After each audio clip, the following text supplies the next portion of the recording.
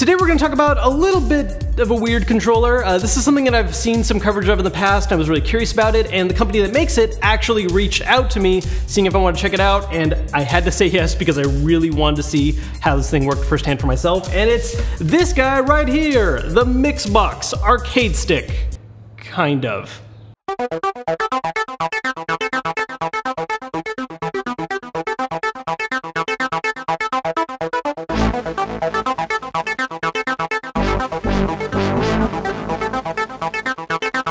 So obviously the idea here is that this is a fight stick, but instead of having, well, the stick part of it, they replaced it with a keyboard setup with 4 keys that resemble a WASD. So the argument here is that if you've been playing fighting games on keyboard first, you're a PC player, you never got a stick or anything before, this is going to be more natural for you. Or another argument is that this is actually more intuitive for someone who's new to fighting games in general, which I grew up on arcade sticks, so that's a weird sell to me, but that's part of the reason why I really wanted to check this guy out. Now, before we talk about how it actually works in person, let's kind of cover the build of this guy. So this is using a metal arcade body that weighs a little over 5 pounds, so it has a decent heft to it, but it's not anything crazy heavy. It's going to be nice and comfy on your lap. And obviously the setup we've talked about is that we've got the 4 WASD buttons right here for movement, and then we've got the 8 fight buttons right here for all the main buttons for, attacks. And then there's a couple of buttons that are moved to the top for kind of auxiliary stuff like options, pressing the touchpad, share button, and the PlayStation button. One of the things that I really like about this guy is the fact that sometimes when companies have kind of cool concepts or weird ideas like this, they'll kind of rely on just the concept alone and cheap out on the actual quality, and thankfully that isn't the situation here. So obviously we have the keyboard and button setup, and they're both really high quality stuff. The keyboard parts are using red Cherry MX switches, if that means nothing to you.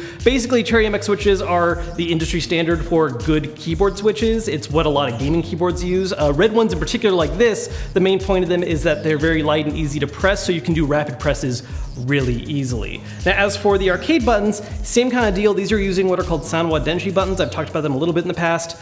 Basically, same idea. They are an industry standard for what a good arcade button should feel like.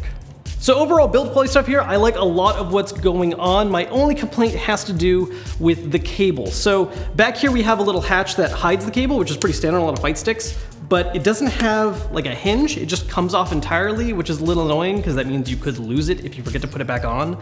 And the cable length is a little shorter than I'd like. It's long enough if you're gonna use it in a PC setup or you have some kind of desk PS4 setup, you're using it at a tournament, but in a traditional living room setup, it is not long enough.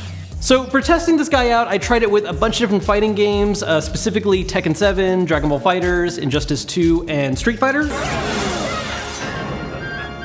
which is the one I'm going to use just to kind of show some examples of stuff. And like I said, one of the big things about this guy is that it's supposed to be more intuitive for newer players. And I gotta admit, it's actually a lot more so than I thought it would be. I mean, I used to mess with keyboard a little bit in fighting games back in like college, but I was using a really bad keyboard, so there were other problems there. With this guy, it actually was pretty simple. I mean, there's certain things that are obviously really easy to do. If you have to do any kind of double taps or just do one direction, that kind of thing, it's easy. So for Tekken, it's great. But for Street Fighter, this is the game that worried me the most because this, like a lot of other fighting games, relies a lot on circular input, stuff that was designed based on the fact that you're using an arcade stick. So for instance, the classic Hadouken is doing down, forward, punch, and that's not that hard to do here. You just kind of roll the keys and you get it no problem. I thought it'd be a little more difficult to do something like an uppercut because that's like a weird like Z motion on a stick, but once again, it actually came to me pretty naturally, more so than I thought it would.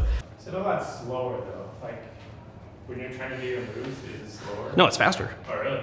Yeah, because I use multiple fingers. I'm not relying on one hand moving, So the real thing that scared me about Street Fighter with this guy is this big fella right here, Zangief. He was a brave man. So Zangief's a fighter that relies on doing things that involve like 360 and even full-on 720 inputs, which with a stick makes a lot of sense. You just roll it around really fast. With this guy though, it's a little weirder because you kind of have to just move the keys. And I've gotten to the point where I can like kind of do it reliably for the 360. The 720, I'm not even confident enough to try that right now. I've been able to do it, but it's not nearly as intuitive or friendly as a stick is. So when it comes to using this guy with something that has that rapid emotion, it's not impossible to do, it's just not quite as simple or as intuitive as a stick would be. But that's really the one main region where this guy starts to fall off for me. When it comes to just normal quarter circles, half circles, and just directional stuff, It really surprised me how intuitive I ended up finding this guy. Honestly, if I'm playing something where I'm not playing as, this guy right here, I actually think I'm gonna start shifting over to using this instead of a traditional fighting stick, because something too, especially for new people, that's really cool about this is that when you're doing stuff like rolling inputs, it's really easy to accidentally like overturn and go too high and then you're jumping when you don't mean to and stuff like that, especially when you're like frantic in the middle of a fight. It's really hard to do that because you can't exactly accidentally hit the up key, you're just hitting the 2 keys you need and it works fine.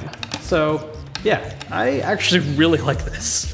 So at the end of the day, you're gonna use whatever style fits you best. If you're already pro fighter status and you have your arcade stick and you're happy with it, great. But if you're looking to get into fighting games and fight sticks seem a little weird to you, honestly, give this thing a look because, like I said, I really just wanted to check it out because I was curious. I was a little skeptical at first, but it's really won me over. It is super intuitive, super comfy to use. It's awesome. If you want to check it out, I have a link down below in the description. They also sell this in a black if white isn't so much your style, so check that out.